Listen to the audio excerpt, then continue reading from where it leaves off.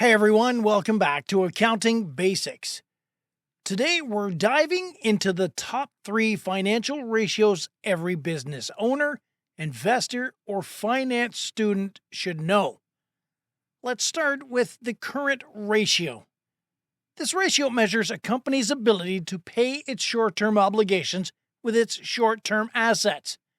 Think of it like checking if you've got enough in your wallet to cover this month's bills. If the ratio is above 1, it means the company has more current assets than liabilities. Generally a good sign. If it's below 1, that could mean trouble meeting short-term debts.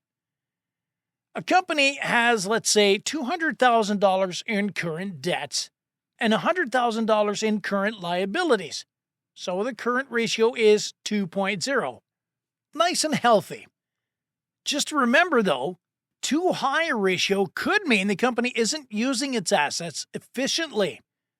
Next up, we've got the debt-to-equity ratio. This one tells us how much a company is relying on borrowed money versus its own money.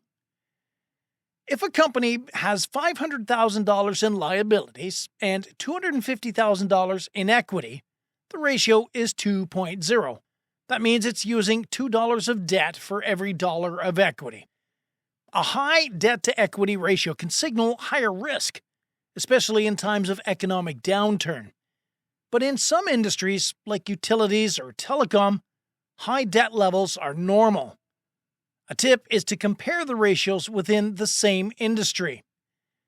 Last, but definitely not least, return on equity, or ROE. This tells us how effectively a company is using shareholders' money to generate profit. For example, if a company makes $100,000 in profit and has $500,000 in equity, its ROE is 20%. That means for every dollar of equity, the company earned 20 cents. Investors love this ratio. A higher ROE usually means better management and profitability. But always dig deeper to see how those returns are being generated. Let's recap. The current ratio checks short-term financial health. Debt to equity looks at how risky the company's capital structure is.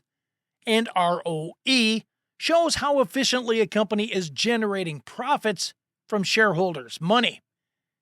If you found this video helpful, give it a thumbs up, subscribe for more finance tips, and drop a comment with the ratio you find the most useful. Thanks for watching, and I'll see you in the next one.